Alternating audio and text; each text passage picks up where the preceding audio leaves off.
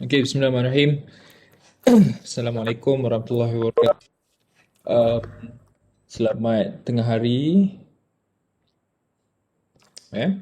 Um, uh, so kita mulakan kuliah kita dengan Ummul Quran Al-Fatihah.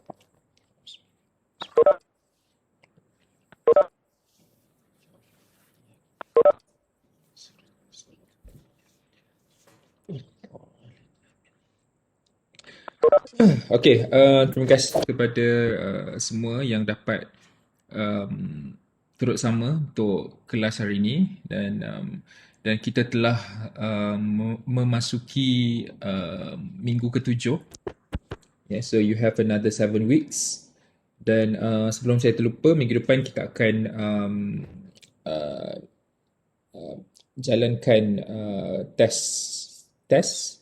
Ya, saya akan masukkan dalam klip, insyaAllah weekend ni saya akan masukkan soalan MCQ. Okay, chapter yang terlibat adalah chapter 2, 3, 4 dan 5. So ada 5 topik yang terlibat dan setiap topik mempunyai lebih kurang tak saya mungkin dalam 7 soalan MCQ. Yeah. So saya akan masukkan dalam klip dan saya akan buka sepanjang minggu depan lah untuk kamu jawab quiz tu. So nanti bilangan soalan saya tak pasti lagi berapa saya akan bagi. Soalan dah siap, cuma saya just buat extra in case boleh guna untuk finals. Nanti saya akan beritahu based on the percentage dan juga masa. Tak salah saya, jap, saya buat dalam DCI saya berapa ya. Masa you guys jawab test adalah 30 minit. Okay.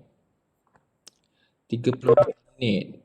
Okay, 20%. 30 minit. Mungkin saya akan buat dalam kalau 30 minit ikutkan dalam 30 soalan sebenarnya. Tapi mungkin mungkin 30 minit 30 soalan, 1 minit satu soalan. So mungkin yang ni saya buat dalam 15 ke 20 soalan kot. So saya bagi dalam satu soalan dalam 2 minit untuk jawab. So I think it's fair enough lah for 30 minutes. Sebab saya rasa mungkin kalau 30 minit, 1 minit satu soalan mungkin agak limited masa tu. So mungkin 30 minit saya buat dalam 15 ke 20 soalan sahaja MCQ. Okay, so hari ni kita akan masuk topik seterusnya, topik yang berkaitan dengan minggu lepas kita dah cover kita dah cover top 2, kita dah cover tentang dimensi ketaksamaan sosial, iaitu bahagian kuasa dan juga status. Dan sebelum tu 2 minggu lepas kita dah cover tentang kelas. So hari ni kita akan masuk kepada topik yang ketujuh, iaitu evolusi ketidaksamaan. So topik ini menceritakan sedikit sebanyak tentang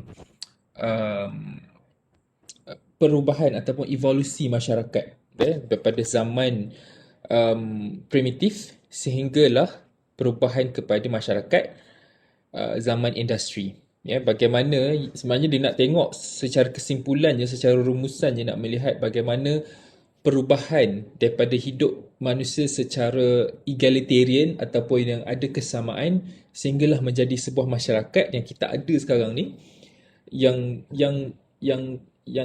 tercetusnya masyarakat yang tidak sama, maknanya inequality dari segi ekonomi, pengeluaran dan sebagainya lah.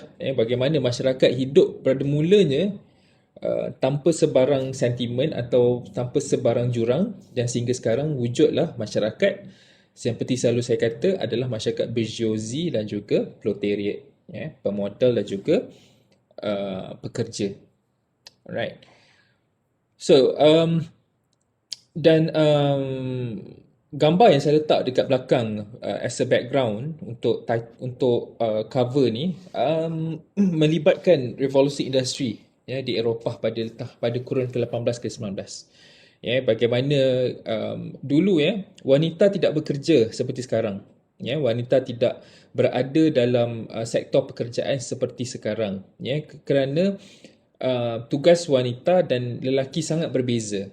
Di mana kuasa, orang kata, dominasi lelaki lebih tinggi berbandingkan wanita. Tetapi setelah berlakunya perubahan zaman, evolusi beberapa tamadun, peranan wanita telah diambil sebagai satu sumbangan penting dalam masyarakat. Dan sehingga sekarang lah kita lihat bagaimana sumbangan wanita terhadap sektor pekerjaan. Ya, benda itu adalah satu benda yang kita katakan bukan tragedi lah.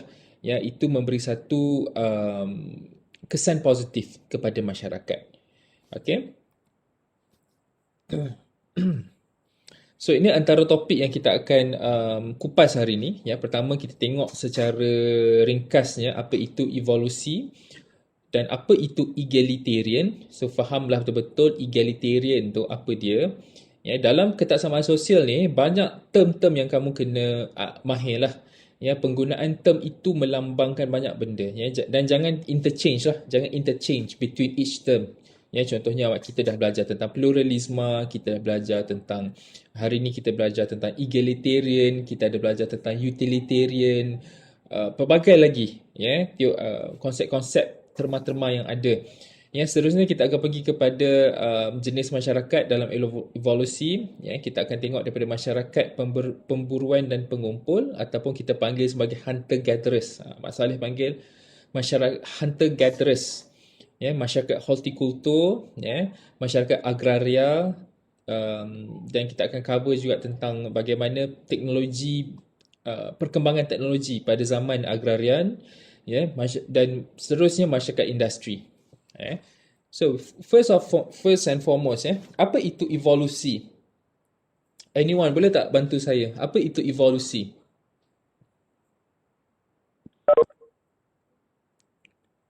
Perubahan kan doktor? Okey, perubahan lagi. Perubahan yang lambat. Perubahan yang lambat. Okey, lagi. First time saya dengar perubahan yang lambat. Ada lagi? Sesiapa? Evolusi.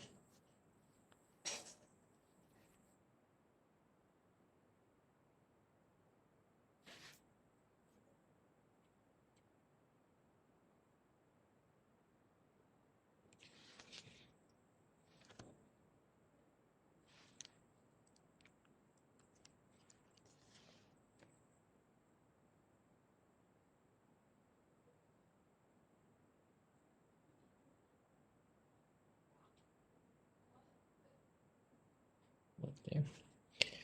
Okey, tak apa. So, evolusi ni dalam bahasa secara istilah lah, kita melihat kepada betul lah perubahan. Ya, tapi saya tak pastilah perubahan lambat tu saya tak pasti. Tapi perubahan yang memberi signifikan. Ya. Perubahan tu boleh berlaku sama ada dari sudut um, natural ataupun dari sudut pembuatan.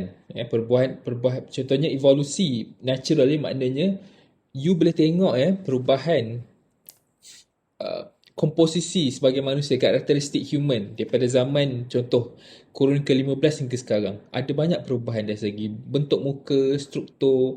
Ya, sebab itulah kita panggil sebagai teori Charles Darwin. Saya tak tahulah kamu nak percaya ke tidak, tetapi kontroversi kan teori Charles Darwin punya teori tentang perubahan manusia ni berasal daripada beruk kan. Itu contoh evolusi maksudnya. Tapi evolusi I'm not so sure lah. Bagi saya kalau kita ada keturunan beruk, mungkin kita makan pisang je hari-hari. Who knows? Kan? So,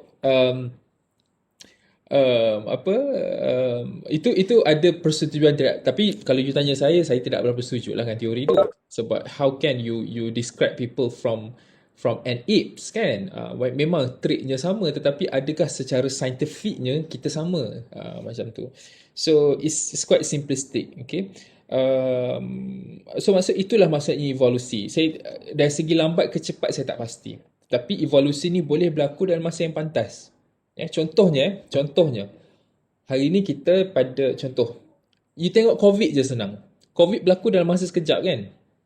You boleh bayangkan hidup you 2019 dengan 2021 berbeza. Dan saya perasan bila saya buka social media, ada orang buat meme.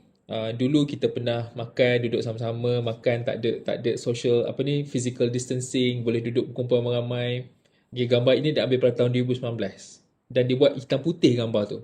So you bayangkan how people impacted by that situation. Dan evolusi sama juga contohnya seperti sebelum World Trade Center, ya, peristiwa 11 September, ya, 9/11 2001. You bayangkan kehidupan pada 10 September selepas 11 September. Benda tu berlaku dalam masa satu hari sahaja, dunia terus berubah.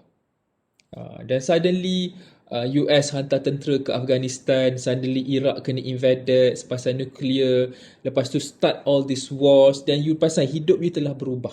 Yeah? So dia boleh berlaku, dalam masa, cuma mungkin dalam masa yang evolusi yang lambat itu bermaksud evolusi dari segi karakteristik lah, uh, perubahan karakteristik manusia. Contohnya bentuk muka, kita punya sifat-sifat kita, benda tu bukan boleh berubah dalam jalan jangka masa yang cepat lah.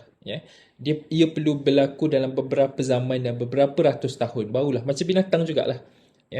Macam binatang juga. Bagaimana pada zaman prasejarah hinggalah sekarang, contohnya kalau kita tengok ikan paus dan sebagainya, dulu lain, sekarang lain. So itu evolusi yang berlaku dalam masa yang lambat. Biasanya itu melibatkan natural punya evolution, unless you buat plastic surgery. Itu cepat. Okay. So evolusi ketaksamaan telah wujud dalam setiap masyarakat pada masa lampau, dan fenomena ketaksamaan telah mengalami perubahan dalam evolusi masyarakat. So you kena ingat, evolusi ini bukan ketaksamaan sosial ini bukan berlaku with a snap of finger. Ia berlaku dalam skala beribu-ribu tahun, berpuluh ribu tahun. Okay, bukannya hari ni maknanya apa yang kita dapat hari ni adalah hasil daripada sejarah lepas.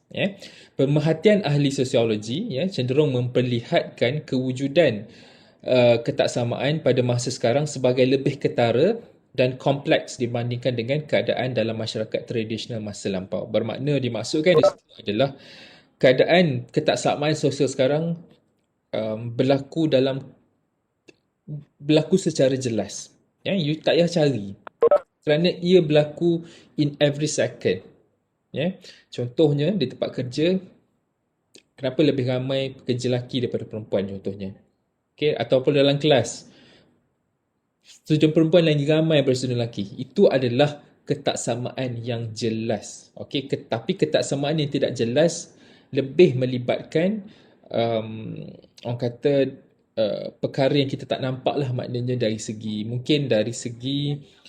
sifat dalaman. Tetapi ketaksamaan jelas ni you boleh tengok dari sudut macam kita belajar beberapa minggu lepas, kelas, kuasa dan status. Itu adalah benda yang sangat ketara. Cuma mungkin kuasa kita susah nak ukur lah, sebab kuasa ni boleh berlaku dalam keadaan yang baik atau tidak baik. So tapi kelas dan status tu benda kita boleh nampak. Tetapi adakah benda itu betul-betul valid? Contohnya, saya selalu bagi contoh. Orang yang bawa kereta besar, ada rumah besar, kita label dia sebagai orang kaya. Tapi adakah betul-betul dia kaya? Dan kita tengok orang yang pakai kereta kecil, rumah kecil, kita cop dia sebagai orang yang sederhana ataupun orang susah. Adakah mereka betul-betul susah? So benda macam tu yang kita tak boleh nak nampak. Itu yang saya maksudkan dengan ketaksamaan yang tidak ketara. Kita tak pasti sebab it's all about your labeling. Society nowadays banyak meletakkan label untuk memuaskan hati masing-masing. Kepelbagaian institusi sosial sebagai ciri penting masyarakat moden seperti yang ditegaskan oleh Parson menunjukkan bahawa lebih banyak kedudukan dan pembahagian tugas yang khusus dan berbeza telah diwujudkan dalam masyarakat moden. Pandangan Karl Marx dan Max Weber telah membincangkan kesan perkembangan dan pertumbuhan sistem ekonomi kapitalis dan institusi birokrasi dalam masyarakat moden ke atas sistem pengagihan atau pemilikan sumber. Ini adalah cetusan daripada semakin ketara masyarakat itu disebabkan cetusan daripada sistem ekonomi kapitalis dan juga cetusan daripada masyarakat perubahan revolusi industri. Tetapi kena ingat, kalau kita tengok point nombor 3 tu, ciri penting masyarakat moden, kedudukan pembahagian tugas yang khusus tu wujud, bermaksud wujudnya function ataupun fungsi dalam masyarakat. We go back apa yang apa yang siapa yang cakap pasal functionalisme ni, Karl Marx ke? Bukan. Emil Durkheim kan? Cakap pasal Karl Marx. Cakap pasal functionalisme. Tak pernah, nanti saya cek balik. So kita tengok sekarang ni masyarakat hidup dalam struktur berfungsi. Tetapi di sebalik struktur berfungsi yang mewujudkan satu tragedi adalah wujudnya, di sebalik fungsi itu wujudnya konflik contohnya. Contohnya, masyarakat kapitalis, kita pembahagian hidup kita dalam masyarakat kapitalis ada struktur. Tetapi di setiap struktur tu kemungkinan ada konflik di sebaliknya. Bermakna ada ketidakseimbangan dan ketidaksamarataan pembahagian kuasa dan juga pembahagian sumber ekonomi. Okey. Seterusnya, ini ada masukkan dengan egalitarian. Egalitarian, believing in or based on the principle that all people are equal and deserve equal rights. So, egalitarian arti kata lain adalah kesamaan ataupun equality. Okay. Bermakna sepatutnya semua rakyat mendapat peluang yang sama rata, hak yang sama rata. Ia adalah satu bentuk penentangan ideologi ketaksamaan sosial. Okay. So ada yang mahukan kesamaan, ada ideologi inilah yang memberi satu bentuk, yang mencetuskan yang sangat bersandarkan kepada ideologi Karl Marx sebenarnya berbanding dengan Max Weber, kerana beliau ingin mewujudkan satu sistem yang sama. Everyone got the same thing as everyone else. Sebagai salah satu kuasa sosial, perkembangan kuasa egalitarian telah berfungsi untuk meruntuhkan pelbagai bentuk dan sistem ketaksamaan yang lama diwarisi. Ideologi kesamaan masyarakat moden ini tidak perlu berjaya untuk menghalang pembentukan baru atau penghasilan semula bentuk-bentuk ketaksamaan sosial. Kesamaan hanyalah impian semata-mata. Orang putih kata, it's just a daydreaming. Orang kata mimpi di siang hari. So, ia tidak boleh berlaku. Sebab you kena ingat, kalau masyarakat berada dalam kesamaan, sebenarnya ada banyak kesan yang tidak baik lah. Bermakna masyarakat hidup, pertamanya masyarakat hidup tanpa fungsi dan masyarakat akan ikut peraturan sendiri. Itu kesan buruk dia. Bermakna masyarakat hidup dalam satu sistem komunisme. So komunisme ni ada benda yang baik, sebab dia nak mempergalakkan kesamaan, tetapi di sebaliknya dia nak mahukan kebebasan yang tiada batasan. Itu yang dia maksudkan. Sebab tu kalau kita tengok balik, kenapa ia tidak berjaya terbentuk pada zaman sekarang, iaitu pada zaman ketaksamaan sosial yang sangat ketara, adalah kerana fungsi masyarakat telah berubah. Masyarakat mempunyai hak di setiap fungsi tersebut dan masyarakat ada sumbangan untuk setiap fungsi yang dia berada. So to be, contohnya kalau you nak sama dengan orang yang kerja, contohnya pensyarah, to get the same hak dengan engineer, tak boleh. He cannot be in that same, because kamu ataupun term of reference kamu adalah berbeza-beza. Okay, sama juga lelaki dengan perempuan. Kalau tidak, masjid tu tak ada pun blind. Lelaki perempuan boleh semayang campur-campur. Contohnya, tu contoh. Saya bagi worst case scenario. So maknanya kebebasan ni, sebenarnya ketaksamaan sosial ni mewujudkan satu batasan, limitasi bahawa masyarakat perlu bertindak on certain ways. Tetapi bila tidak eloknya apabila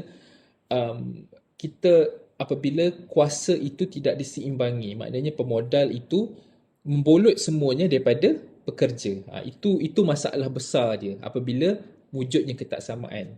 Tapi jika tak ada benda tu, masyarakat hidup secara harmoni, secara functionalisme, tidak akan, maknanya kita akan lihat ketaksamaan itu satu benda yang baik. Okay? So, tetapi di sini kesamaan itu dilihat sebagai satu senjata sebenarnya, kerana masyarakat sekarang kita lihat memang the power gain more power, orang yang kaya makin kaya, orang yang susah makin susah. So egalitarian ni diperlukan pada saat itulah, apabila wujudnya isu sebegitu. Tetapi tidak diperlukan contohnya jika masyarakat hidup harmoni. Itu saya pernah minta you guys mungkin tengok sikit tentang bagaimana Scandinavia punya country hidup gembira. Kenapa Denmark tu dikatakan sebagai negara paling gembira di dunia? So, itu antara benda lah, mungkin tidak perlukan pun konsep egalitarian di Denmark. Okay, dan mungkin ia diperlukan di Afrika, mungkin diperlukan di South Africa, mungkin diperlukan di Saudi Arabia, kita tahu ya, di Arab Saudi. Kerana di situ wanita masih tidak dibenarkan membawa kereta, tapi sekarang dah boleh. So mungkin konsep egalitarian tu diperlukan di setengah tempat sahaja di seluruh dunia, termasuk juga di Malaysia. Tetapi ingat, konsep egalitarian ni, the problem is bila kita nak menegakkan benda yang bukan-bukan. Sekarang ni kan, pasal tak, kalau kita pergi hak je sikit, kita lepas sikit, mulalah nak menegakkan benda yang contohnya ada satu kempen itu, is tak berapa baik lah saya nak cakap, tapi berkaitan dengan wanita. Dia kempen tu dia tak nak pakai benda tu, so dia nak suarakan. For what kan? Bagi saya, itu salah guna konsep egalitarian. Maknanya you khianat konsep egalitarian untuk kepuasan diri you. Itu salah. Sama juga dengan konsep LGBT, sama juga dengan konsep banyak lagi kan ideologi yang mereka bawa ya, ataupun feminism dan sebagainya. Benda itu tidak perlu diangkat sehingga peringkat atas lah ya, sebab itu adalah semua agenda peribadi, right? So itu antara konteks egalitarian yang kamu boleh tengok dari pelbagai sudut sebenarnya. Adakah ia baik atau tidak baik kepada masyarakat, dan bagaimana egalitarian itu berfungsi sepatutnya. Ia boleh berfungsi tapi ada syarat. Okey, seterusnya ada 4 jenis masyarakat dalam evolusi. Ya, pertama adalah masyarakat pemburuan dan pengumpul, ataupun kita panggil sebagai hunter-gatherers. Ya, masyarakat hortikultur. Masyarakat hortikultur ni merupakan masyarakat yang berasaskan penanaman di dalam hutan. Ya, masyarakat agraria ni dia dah campur antara pemburuan dan juga hortikultur. Dia dah wujudkan satu teknologi untuk itu. Dan masyarakat industri. Okey, pertama kita pergi kepada masyarakat pemburuan dan pengumpul. Okey, saya boleh buka ni. Maaf ya, gambar ni seksi sikit ya. Masyarakat zaman tu masyarakat zaman tu tak ada Uniqlo, so tak ada baju. Okay. So 6 major breakthroughs in hunter-gatherer tools, from sharpened rocks to polished stone axes, Stone Age human ancestors made progressively more complex devices over 2.6 million years ago. So maknanya masyarakat pemburu dan pengumpul ni hidup 2.6 juta tahun yang lalu. So kalau kita tengok, mereka telah mula mewujudkan beberapa tools ataupun alat untuk memburu dan juga mengumpul. Mereka tak hasilkan makanan mereka memburu dan mereka makan apa yang mereka tangkap. Itu je. Bukan nak hasilkan makanan untuk orang lain, tidak. Sebab dia orang masa tu kelompok sangatlah sedikit. Sebab tu hampir tidak berlaku ketaksamaan dalam grup tu. So ini antara teknologi ada sharpen tu, maknanya menggunakan batu yang diasah untuk memburu, stone hand axe. Ini antara yang kamu boleh tengok lah Ini kalau biasanya mungkin besar-besar macam ni kita nak buat untuk lapah daging lah. Dan cutting blades, small sharp micro blades, ini dia pakai kayu saya rasa ni ataupun batu, access chisels. So itu antara contoh lah bagaimana masyarakat hunter-gatherers hidup 2.6 juta tahun, bermula 2.6 juta tahun dahulu sehinggalah 12,000 tahun yang lalu. So maknanya sangat lama lah. So adalah sejenis gaya hidup atau sara hidup yang bergantung kepada binatang berburu dan memancing dan mencari makanan untuk tumbuhan liar dan nutrien lain seperti madu sebagai sumber makanan. So dia orang hidup kais pagi makan pagi, kais petang makan petang. Dia orang memang hidup untuk survival. Apa yang dia orang tangkap itulah dia orang akan makan. Okay, bukan untuk berjual beli. Dan malah gaya hidup pemburu pengumpul memerlukan akses kepada kawasan tanah besar antara 7 dan 500 batu persegi ya, untuk mencari makanan yang mereka perlukan untuk terus hidup. Ia menjadikan penempatan jangka panjang tidak praktikal dan kebanyakan pemburu pengumpul nomad, tidak lebih daripada 100 orang. So mereka ni adalah small group of 100 of people, dan mungkin masa tu pun mungkin 100 orang je yang ada kat dunia ni, who knows. Dan mereka hidup berpindah satu tempat ke satu tempat, ya, kerana aktiviti pemburuan dan pengumpul itu melibatkan kawasan yang besar. Ya, so mereka tidak boleh berada dalam satu kawasan yang lama kerana mereka melibatkan pergerakan untuk memburu. So contoh 500 batu persegi itu sangatlah luas. Okay, so maknanya you bayangkan kalau dia buat pemburuan tu dalam contoh 2 kilometer tak apa, tapi kalau dah melibatkan 500 batu persegi ia melibatkan satu jarak yang sangat luas. So mereka perlu berpindah untuk pastikan keselamatan dan juga survival diorang terjamin, ya. Okey, kehidupan mereka bercorak komunisme primitif, ya. Dan ketaksamaan sosial hampir tidak wujud. Ini yang Karl Marx nak lah, komunisme. Ya. So maknanya apa yang mereka boleh buat apa saja, mereka nak pindah, mereka nak peraturan atas diri mereka sendiri, ya. Kehidupan perkongsian atau pemilikan bersama malah disebabkan juga oleh faktor ketiadaan teknologi, sama ada untuk menghasilkan keluaran lebihan atau untuk menyimpan bahan makanan. Sebab tu mereka, saya kata tadi, kais pagi makan pagi, kais petang makan petang, sebab mereka tiada teknologi yang proper ataupun facility untuk simpan makanan dengan lebih lama. Ya, maknanya apa yang mereka dapat mereka akan terus makan dan tidak akan simpan. Ya, wujud sedikit darjah ketaksamaan tetapi lebih kepada pembezaan sosial, iaitu jantina dan umur, lebih kepada ketaksamaan secara semula jadi. So tak ada masalah, ya. Contohnya golongan lelaki dewasa akan memburu, manakala golongan wanita akan mengumpul dan menyiapkan bahan makanan. Benda ni pun berlaku zaman sekarang, kan. So ia bukanlah kesan yang sangat besar, tidak, hanyalah pembezaan yang sangat sedikit dan sangat tidak signifikan, kerana itu adalah part of orang kata tanggungjawab dan tugas seseorang. Alright. So, kedua, kita pergi kepada masyarakat hortikultur, ataupun masyarakat pertanian kita panggil, ya. Masyarakat pertanian primitif dipanggil hortikultur, seperti berkebun sederhana, tambahan untuk memburu dan berkumpul. Maknanya ada juga mereka memburu dan juga mengumpul seperti masyarakat sebelumnya. Ya, berbeza dari pertanian konvensional, teknologi yang lebih primitif, ia biasanya diamalkan di hutan di mana tanah mudah dipecahkan dengan kayu sederhana, bukannya di dataran berumput. Bermaksudnya di sini, orang kata pembajakan ataupun pembiakan tanaman lebih baik di dalam hutan berbanding kawasan mendatar ataupun padang rumput. Sebab tu mereka memilih hutan, ya, dan juga mungkin sumber dan juga peralatan untuk mereka bercucuk tanam lebih mudah dihasilkan menggunakan sumber hutan. Okey, ahli hutan juga mereka membina perkampungan kecil yang berdekatan di dalam hutan, ya. Kalau kamu tengok, ya, di Sabah Sarawak, masyarakat pribumi ni masih ada yang mengamalkan. You kalau tengok, ya, rumah panjang kat Sarawak tu semuanya hasil daripada masyarakat hortikultur. Ya, bagaimana mereka masih hidup membina penempatan di dalam hutan, dan kelompok mereka sangat kecil. Okey. Macam termasuk juga orang asli, ya, mereka itu semuanya contoh masyarakat hortikultur. Ya, mereka hidup di dalam hutan, membina kampung kecil dan bercucuk tanam. Ya, jarang kita jumpa masyarakat orang asli duduk kat tengah-tengah padang pasir ataupun duduk kat tengah-tengah parking ke, kan. Contohlah tempat yang plain, ataupun duduk kat tengah-tengah padang sekolah ke apa, kan. Itu maksud saya dataran berumput.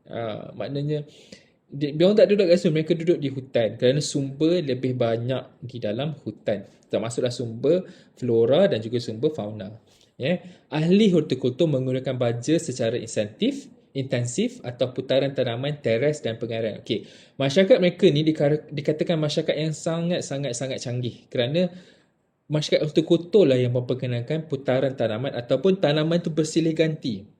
Okay, contohnya musim ni mereka akan tanam beberapa. Contohnya musim ni akan tanam jagung, tanam tebu, mungkin tanam gandum contohnya. Okay, next, bila dah habis tu mereka akan tanam dia lain. Maknanya tanaman tu sentiasa bersilih ganti untuk memberi pilihan dan kesesuaian kepada tempat tersebut. Yeah. Dan juga mereka juga yang mencipta tanaman secara teres dan juga pengairan, sistem pengairan, ya. Dan masyarakat hortikultur ni kalau kita tahu mereka dah hidup lama dah sebenarnya. Dan masyarakat hortikultur ni lah yang membantu banyak tamadun untuk berkembang. You tengok dekat macam mana tamadun di tamadun Mesir purba, ya. Memang bergantung sepenuhnya pada tanaman dan bagaimana masyarakat hortikultur ni membantu mewujudkan sistem pengairan daripada sungai Nil. Dan sehingga itulah wujudnya satu tamadun yang sangat luas. Termasuk juga di India, tamadun beberapa tamadun kuno di sekitar apa ni? Allah, Thailand dan sebagainya, ya. Di sekitar Thailand, saya tak ingat dah tamadun apa, tapi itu semua berpunca daripada pengairan sebenarnya. Ya, tanaman mereka adalah punca daripada sistem pengairan yang sangat efektif, ya, dan juga melibatkan kawasan perkampungan kecil. Okey. Kemunculan bentuk-bentuk ketaksamaan yang lebih jelas berbanding dengan masyarakat sebelumnya. Kenapa? Kerana telah berlaku variasi tanggungjawab tu. Mereka bukan sahaja bercucuk tanam, malah mereka juga mereka juga memburu dan juga mengumpul. So di situ sudah ada pertambahan dari segi aktiviti dan sudah ada pertambahan dari segi peranan. So masing-masing sudah ada peranan secara kecil-kecilan, ya. Pada asasnya ini disebabkan oleh penggunaan teknologi, ya, penghasilan secara bercucuk tanam dan menternak serta akibat berlakunya pengkhususan dalam pekerjaan dan pembentukan penempatan tetap yang lebih kekal. Ya, individu dan berkeluarga selain dari berusaha menghasilkan lebihan barangan kepada mereka yang terlibat alam. Sorry, ayat ni confuse sikit. Ignore je. Ya, penghasilan lebihan keluaran ini telah membuka peluang kepada setengah anggota masyarakat untuk menikmati kehidupan yang lebih mewah dan juga berupaya menjadi anggota masyarakat yang lebih demokratis. Bermaksud di sini sudah ada kumpulan pemodal, permulaan kumpulan pemodal. Maknanya sesiapa yang memiliki contohnya tanaman ataupun keluasan tanaman yang lebih baik, bermakna mereka lah orang yang ada satu status yang lebih besar, lebih signifikan dalam masyarakat pada zaman tu. Dan juga berlakunya ketaksamaan disebabkan wujudnya teknologi. Of course lah, bila you dah berkembang, okay, bila dah ada you dah mampu buat satu sistem tanaman berteres, satu sistem pengairan untuk mengairi dan menyuburkan tanaman, manusia sudah mula berfikir menggunakan akal mereka untuk mewujudkan satu teknologi untuk pastikan mereka boleh laksanakan perkara tersebut. Ya? Dan apabila bercucuk tanam wujud, maknanya di situ tanaman menjadi satu komoditi dan menjadi satu sumber ekonomi. Ya? Sesiapa yang memiliki tanaman yang lebih banyak, ya, keluasan tanah yang lebih, mampu mewujudkan satu social class yang berbeza berbandingkan orang lain. Right? So yang ketiga adalah masyarakat agraria. Masyarakat agrarian, ya, memfokuskan ekonominya terutamanya kepada haiwan, pertanian dan penanaman ladang yang lebih besar. So agraria ni dah gabungkan ciri-ciri masyarakat hortikultur dan juga menggabungkan masyarakat hunter-gatherers. Ya. Dan mempunyai struktur sosial yang lebih kompleks. Of course, bila you dah evolusi masyarakat tu telah berkembang, ya, maknanya fungsi masyarakat tu telah menjadi semakin kompleks. Bermakna fungsi masyarakat dan peranan masyarakat lebih banyak, ya, sebab dah banyak sektor ni. Ada sektor peternakan, ada sektor pertanian, mungkin juga ada sektor dari segi maintenance dan juga ada sektor dari segi penanaman ladang yang besar, dan for sure mesti ada tempat untuk memproses benda-benda itu semua. So sudah ada perkembangan mungkin daripada dua sektor. Contoh sebelum ni hanya sektor pertanian atau sektor pemburuan, sekarang ni telah berkembang kepada 8 hingga 10 sektor lahir daripada haiwan, pertanian dan juga penanaman yang lebih besar. Kerana setiap contohnya, jika mereka memburu, mesti ada pemburu, dan di bawah pemburu tu mesti ada tempat untuk mereka proses ataupun menyediakan daging daripada hasil buruan, dan juga mungkin juga ada tempat ataupun untuk mereka berjual beli daging tersebut.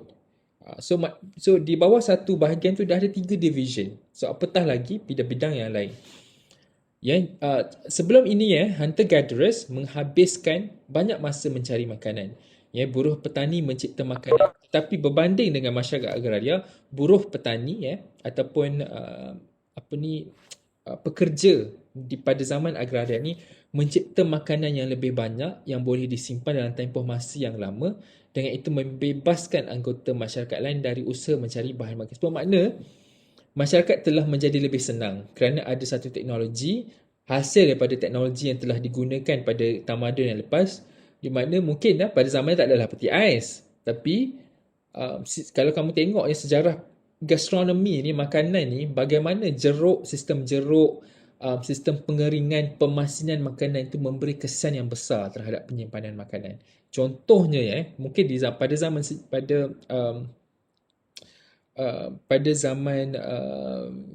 mungkin pada negara yang ada 4 musim, bagaimana mereka nak pastikan makanan ada pada musim sejuk.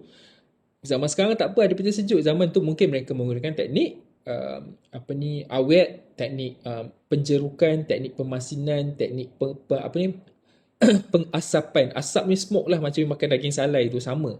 So asap tu sebenarnya di pre-cook makanan tu. Okay, bila you dah smoke kan, makanan tu boleh dibiarkan dalam masa yang lama dekat luar dan you boleh masak balik. So itu antara teknologi yang dah ada pada zaman tu. Dan juga teknologi itulah wujudnya sistem jual beli. Masyarakat sudah mula berani untuk berjual beli kerana sumber semakin luas dan teknologi semakin berkembang. Dan benda ni tidak berlaku dalam masa yang singkat. Dalam masa yang lama. Contohnya kalau masyarakat hunter-gatherers berlaku dalam lebih kurang 12,000 tahun yang lalu, mungkin perubahan kepada masyarakat hortikultur berlaku selepas mungkin 1,000 tahun lepas tu. Lepas tu masyarakat agraria ambil alih mungkin berlaku dalam masa 2,000 tahun lepas tu. So evolusi itu berlaku dalam jangka masa yang sangat lama sebenarnya. Kerana teknologi itu perlu pakai dahulu, perlu tahu benda ni sesuai atau tidak, lepas tu barulah boleh diturunkan kepada evolusi ataupun masyarakat yang lain. Okay, so far okay ke, faham ke? So ini antara contoh lah masyarakat, saya tak pastilah gambar ni accurate ke tidak, tapi contoh masyarakat masyarakat agraria. Tetapi mungkin gambar ni tak berapa correct lah. Masyarakat agraria ni telah wujud pada zaman tamadun awal, seperti yang top point kedua tu, pada zaman tamadun Rom, Mesir, India dan China. Ambang kepada tamadun manusia kerana selain daripada menggunakan teknologi pembajakan, teknologi seperti perodaan, penulisan, membuat barangan logam juga telah muncul dalam masyarakat ini. So kalau you tengok masyarakat 2 minggu lepas saya ada cakap tentang piramid masyarakat Mesir Purba. Siapa yang berada di atas adalah raja ataupun Tuhan, dipanggil Fir'aun. Di bawah tu sudah ada another 6 level of social class. Dah ada penyunting, dah ada pengkarya, dah ada artis, dah ada farmers, dah ada slave dan sebagainya. So paling senang nak ingat agraria ni berlaku pada zaman itu. So maknanya sistem masyarakat, kedudukan masyarakat tu telah pun wujud pada zaman ini kerana perkembangan sumber dan juga kemampuan masyarakat zaman itu untuk mencipta lebih banyak teknologi untuk memudahkan kehidupan mereka. Okay, seterusnya. Peningkatan dalam pengkhususan pekerjaan menjadi lebih mudah dengan kemunculan penggunaan wang untuk menggantikan cara pertukaran barangan. So dah tak ada sistem barter. Okay, dah wujud, masa tu dah wujud sistem, sebab tu saya cakap masa ni dah wujud sistem jual beli. Sebab dah ada mata wang. Dulu mata wang bukan kecil je sekarang. Dulu mata wang sebesar alam. Sebongkah, kadang-kadang tu plug tu macam medal bentuk dia. Yang dibuat daripada logam. Pembesaran komuniti akibat pertambahan penduduk dan pertumbuhan bandar sebagai pusat ekonomi dan politik telah menghasilkan struktur ketaksamaan sosial yang lebih kompleks dan ketara dalam masyarakat agraria. So you tengok masyarakat tamadun, berbagai tamadun contohnya di Babylon. You pernah dengar tak tentang taman gantung Hanging Garden of Babylon? Itu contoh-contoh kota yang ada pada zaman tersebut. Sekarang ni semua dah jadi wonders of the world. Okay, di Egypt, di China, bagaimana tamadun tamadun Cina purba ni wujud di Peking, di Beijing, dan juga you kalau tengok bagaimana kota-kota seperti di Rome, bagaimana ia berlaku pada zaman tersebut. You kena tengok satu cerita ni, Gladiator. So you akan faham macam mana masyarakat agraria ni wujud pada zaman tu. Gladiator tu tahun 2001 cerita dia. So it's a good movie to watch lah, to understand the history.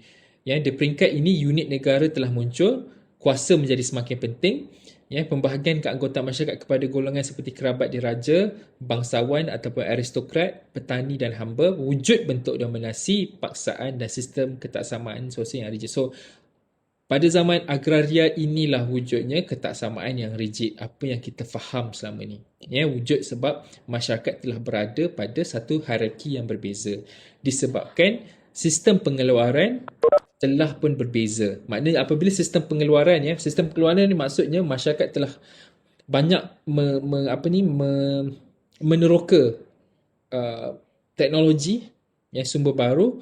So lagi banyaklah terbuka luaslah peranan masyarakat untuk memenuhi keperluan tersebut. Dan masyarakat yang mempunyai kemampuan ataupun kuasa untuk memiliki lebih banyak pengeluaran, mereka lah yang akan berada pada tahap yang atas.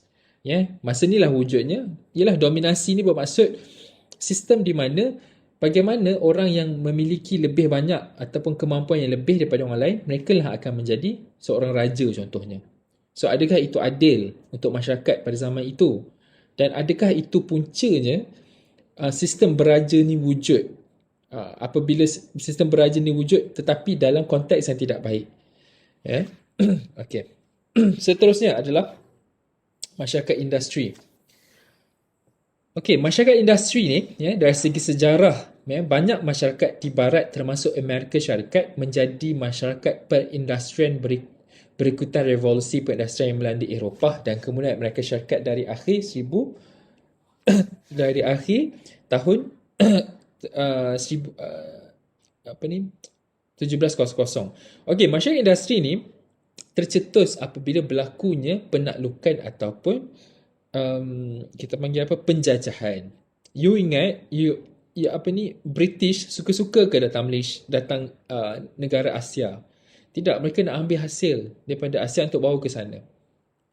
Ada tu nak cari emas. Dan kenapa British pergi ke Amerika? Masa tu Amerika tak ada apa-apa. Masa tu hanyalah ada golongan Red Indian sahaja, orang asal Amerika.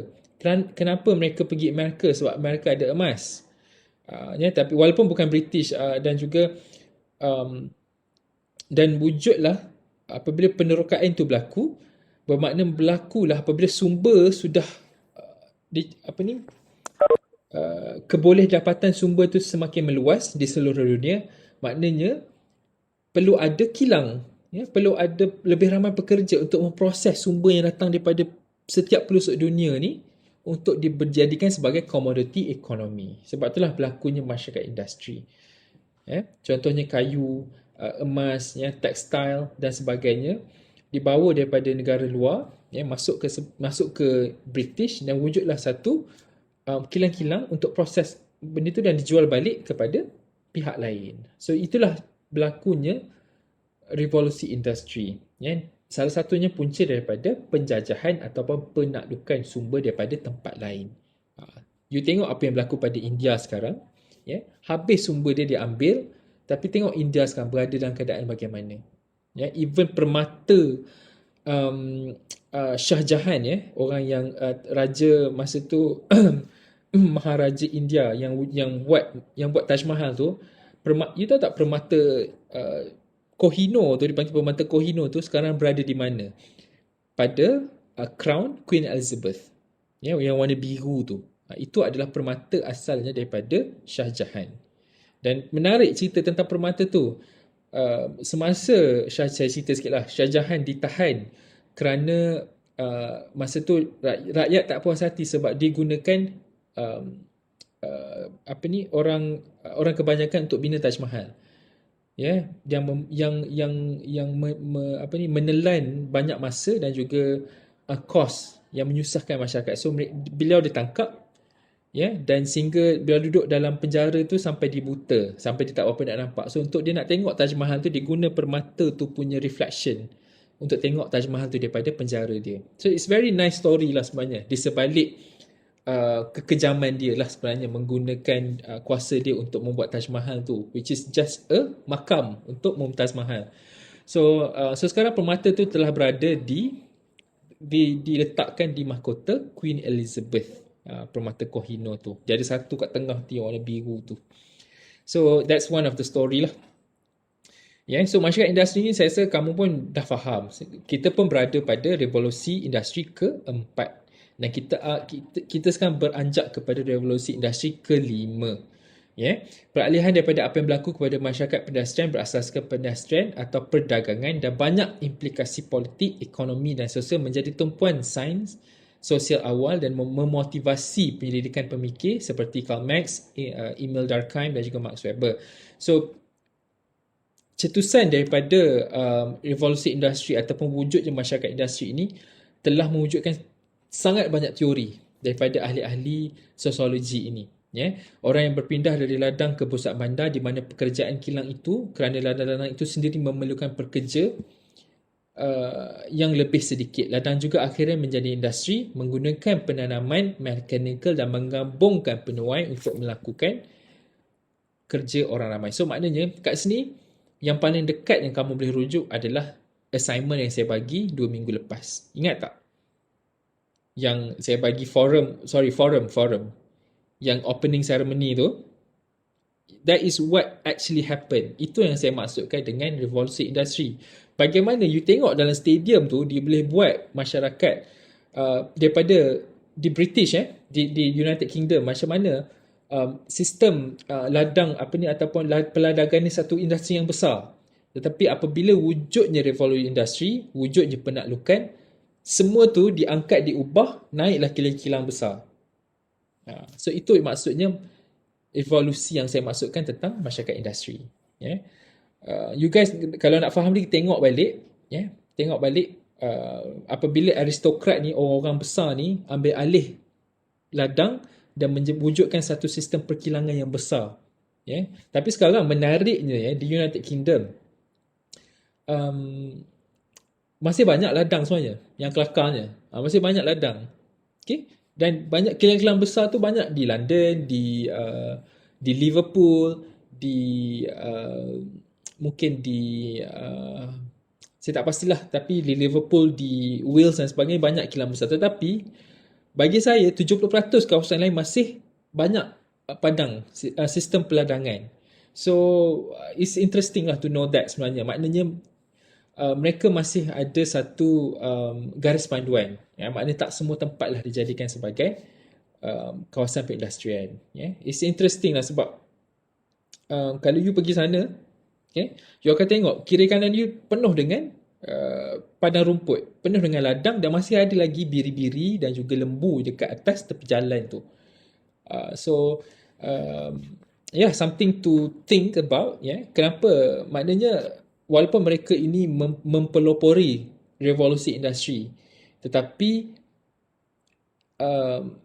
ideologi yang dibawa itu bukan dibawa di United Kingdom saja, tetapi diguna pakai di luar negara. You perasan tak? Ia membentuk satu ideologi. Maknanya masyarakat perlu bersaing untuk revolusi industri. You tengok Malaysia sekarang, semua benda nak gondol kan? Semua benda nak hapuskan. Buat jalan, nak buat ERL lah, nak buat airport lah, nak buat bandar baru lah.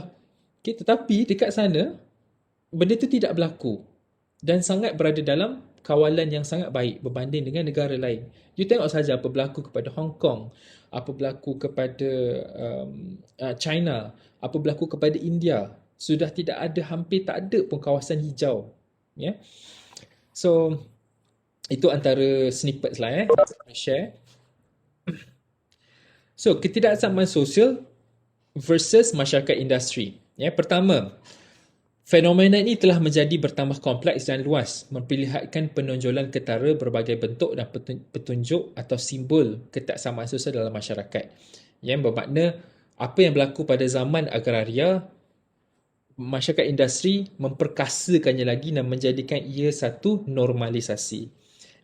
Terbentuk perbezaan pekerjaan, pemilikan harta, pendidikan, ras, etnik, agama, umur, jantina dan kemajuan wilayah yang kita dah cakap tadi. Keutamaan diberikan terhadap kualiti atau taraf kehidupan individu, persaingan, pencapaian dan kemajuan berterusan. So people are thriving to success, nak capai, mengejar kekayaan atau sumber pengeluaran yang lebih banyak. Sebab tu sekarang ni semua orang nak jual kosmetik. Persaingan ekonomi meningkatkan pendapatan dan status. Lepas tu bila dah dapat pendapatan dan status, semua nak letak social media. Okay. You guys ada social media, you guys tahu lah kan. Okay. So itu adalah satu, tu saya kata, adakah revolusi industri ni perkara fizikal ataupun ideologi? Kan?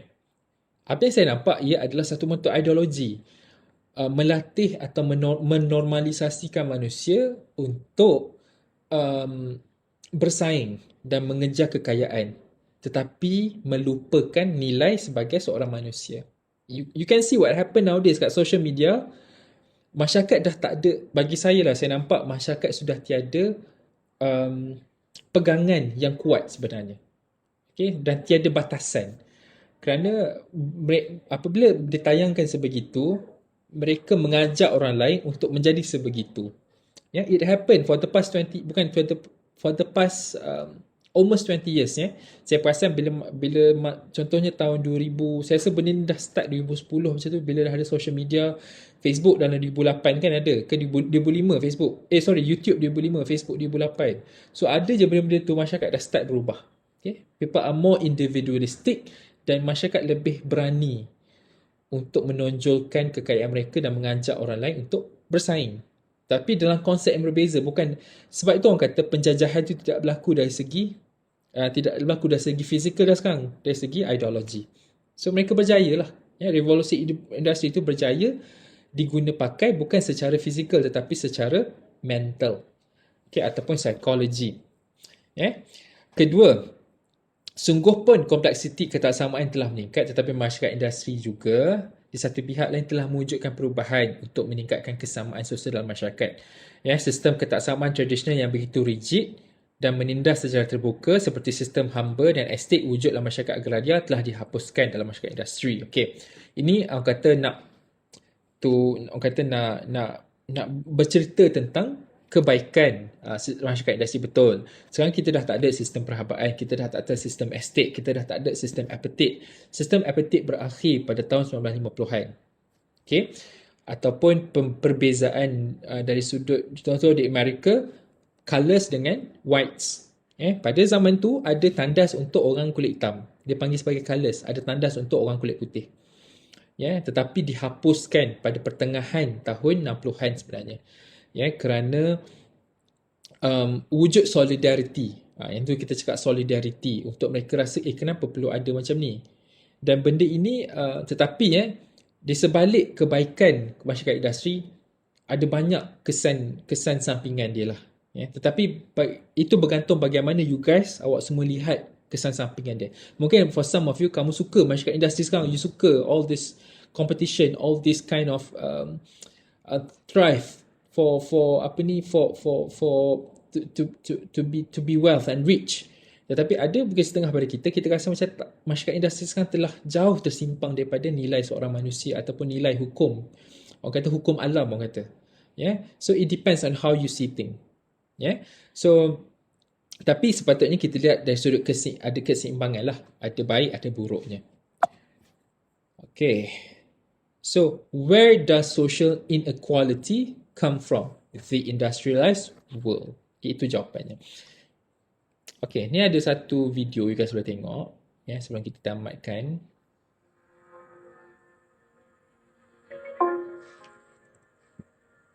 In the early 1900s, the general population in those years had very little understanding of what was meant by child labor and child exploitation.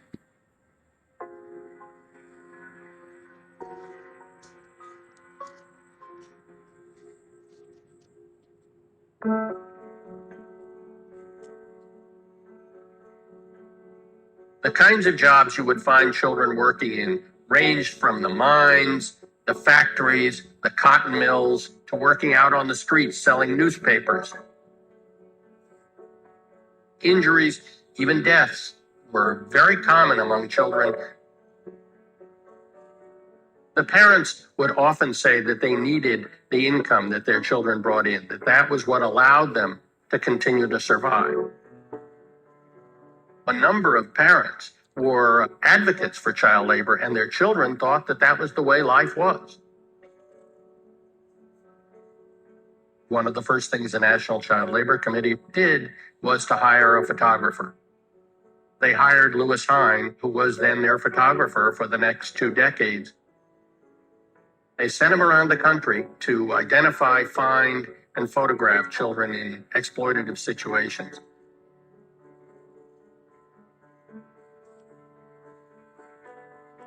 He promoted himself as a Bible salesman. He said he was bringing his camera along so he could photograph kids reading Bibles. A boy would say he was 13 when in fact he was 11, or a girl would say she was 12 when in fact she might be 9.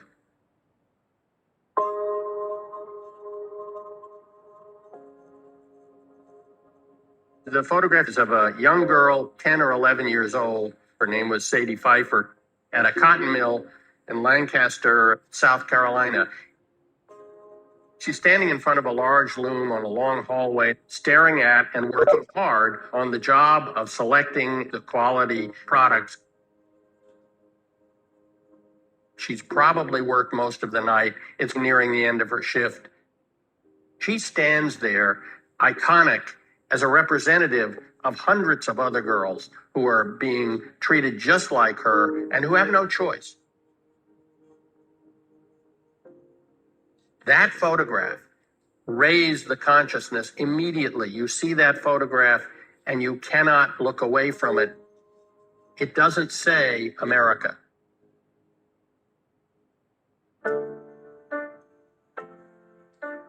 Lewis Hine's stark photographs influenced legislation over a period of roughly 35 years. This body of work on child labor represented how he thought and how he felt that children must not be exploited. He represents the most important photographer in terms of social advocacy and social change in the first half of the 20th century.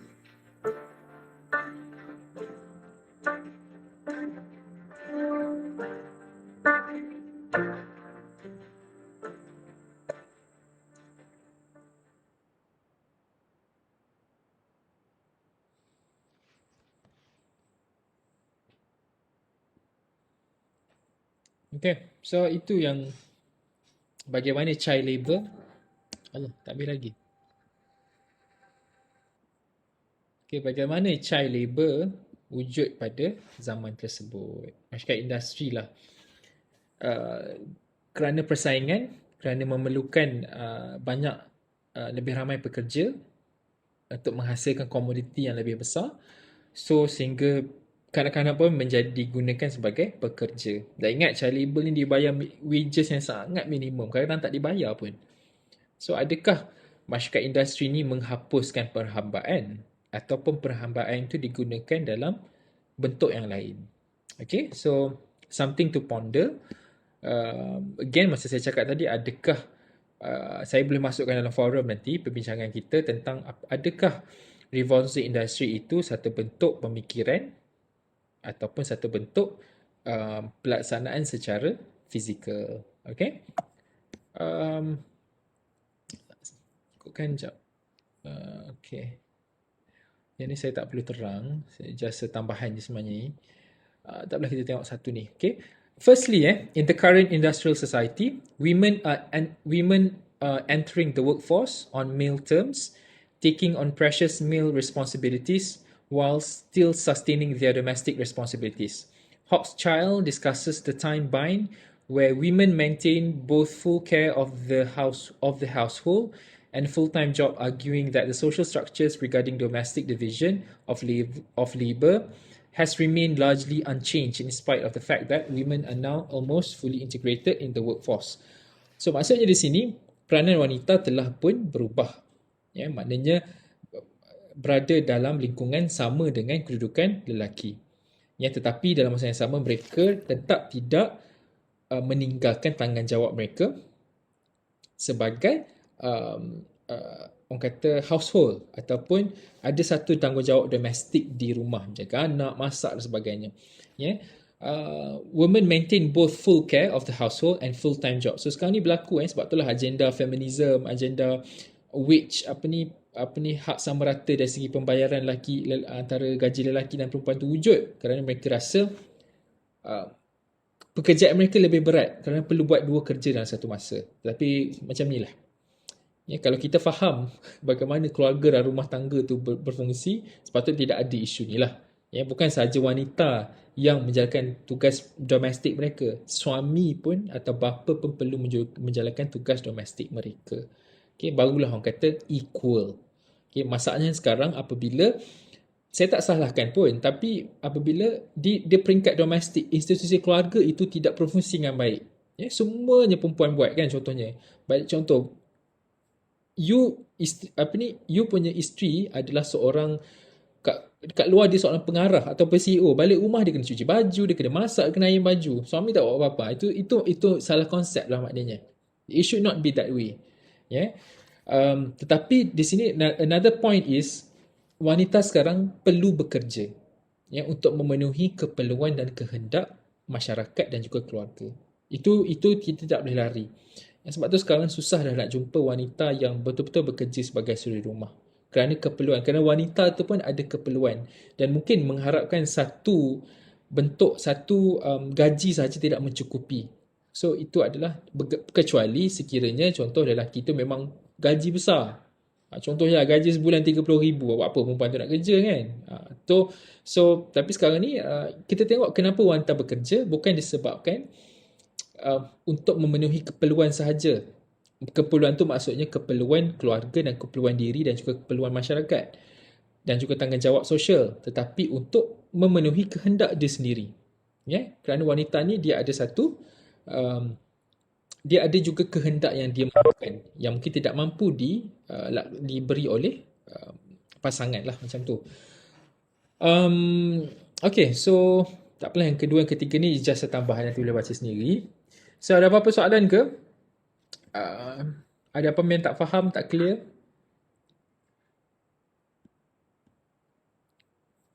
Ya, kalau kat chat room. Doktor, saya nak tanya, kiranya masa masyarakat agraria dah ada anutan agama ke? Dan Seven Wonders of the World tu tinggalan masyarakat agraria? Anutan agama tu saya tidak pasti. Tapi yang penting setahu saya, pada masyarakat masyarakat agraria ke masyarakat. Okey, masa masyarakat agraria sudah ada anutan agama. Sudah ada anutan agama. Dan you kena ingat, saya rasalah masyarakat agraria ni berlaku sebelum kedatangan Islam lagi, saya rasa. So masa tu mereka adalah, sebab itulah anutan agama ni maknanya, contohnya masyarakat Mesir purba menyembah matahari. Kenapa wujud candi ataupun di Indonesia candi Borobudur tu kemungkinan ada trace awal tentang wujudnya agama Buddha dan sebagainya. So saya boleh katakan memang sudah ada anutan agama, cuma saya tak pasti agama itu secara spesifiknya agama apa. Okay. Dan Seven Wonders of the World itu tinggalan, kebanyakannya berlaku pada zaman agraria. Masyarakat Mesir, piramid,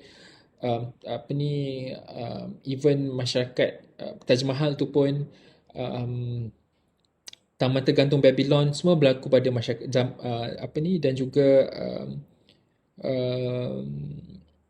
Tembok Besar Cina. Itu semua berlaku pada zaman agraria. Cuma mungkin fasa berbeza-beza lah. Mungkin ada zaman pre-agraria, agraria dan selepas agraria. Mungkin zaman tu berlaku pada zaman agraria, tetapi fasa berbeza-beza. Thank you for the question. So kalau tak ada apa-apa soalan, kita boleh berhenti setakat ni. Kita pun dah pukul 1, just nice. So minta buka kamera, saya nak ambil gambar.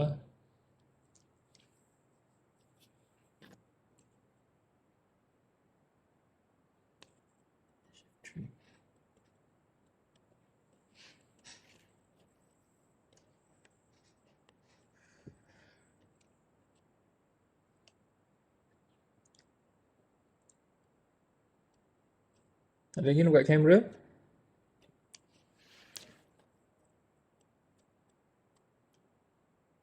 Okay, tak ada dah. Okay, siapa yang ada je lah. 1, 2, 3. Okay. Alright, thank you.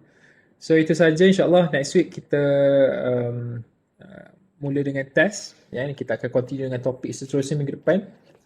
Dan nanti saya akan maklumkanlah um, finalize punya format untuk test tu, insyaAllah. Dan so itu saja. Ya, terima kasih semua. Kita akhiri dengan tasbih kifarah dan suratul As.